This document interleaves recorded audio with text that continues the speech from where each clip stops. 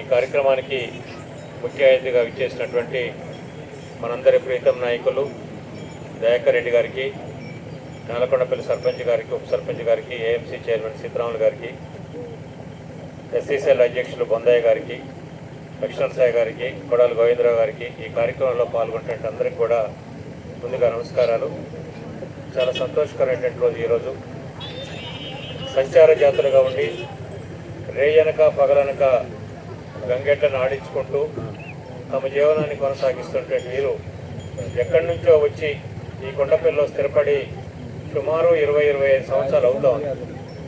25 సంవత్సరాలు అవుతూ మండల కేంద్రం పక్కనే ఉన్నప్పటికీ కూడా ఎక్కడో మారుమూల అడవి ప్రాంతంలో జీవన విధానాన్ని కొనసాగిస్తూ ఉన్నారు.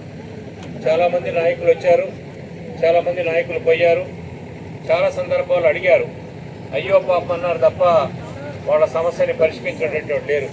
అనేక సందర్భాల్లో అనేక నాయకుల దగ్గర కూడా విన్నపాలు వచ్చాయి.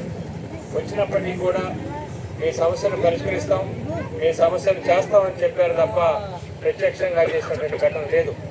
మన ప్రీతమ నాయకుడు ఈ రాష్ట్రంలోనే ఒక ప్రముఖమైనటువంటి మంత్రిగా ఉన్నటువంటి గౌరవనీయులు పొంగులేటి శ్రీనివాసరెడ్డి గారు రైతాంగం మొక్కజొన్నల కోసం ఇబ్బంది పడతా ఉంటే ఆ కేంద్రం ప్రారంభించడానికి ఒక 3 నెలల క్రితం ఇక్కడికి వచ్చారు. మీరందరూ కూడా ఇక్కడికి వచ్చారు. మేము సంచార జాతరగా ఉన్నాం, మాకు కరెంటు లేదు, 20-25 సంవత్సరాల నుంచి మా జీవన విధానం ఇలాగే కొనసాగుతుందని చెప్పేసి మంత్రి గారి దృష్టికి తీసుకుపోతే ప్రజల సమస్యల పట్ల ఏ క్షణమైనా అహర్నిశలు కృషి చేస్తున్న మంత్రి గారు ఈ విషయాన్ని విని చలించిపోయారు. మండల కేంద్రం పక్కనే ఉన్నారు, 20-25 సంవత్సరాల నుంచి మీకు కరెంటు లేదంటే ఈ విషయం ఆయన మనసులో పడి వెంటనే ఆదేశాలు జారీ చేశారు. జారీ చేసినటువంటి 3 నెలల వ్యవధిలోనే ఈ సంచార జాతిగా ఉన్నటువంటి వీళ్ళకి కరెంటు ఇవ్వడం అనేటటువంటి సంతోషించాల్సిన విషయం. వీటితో పాటుగా ఆ రోజు మీరు అడిగారు, బోరింగ్ అడిగారు, బోరింగ్ అయిపోయింది, ఇళ్ళు అడిగారు.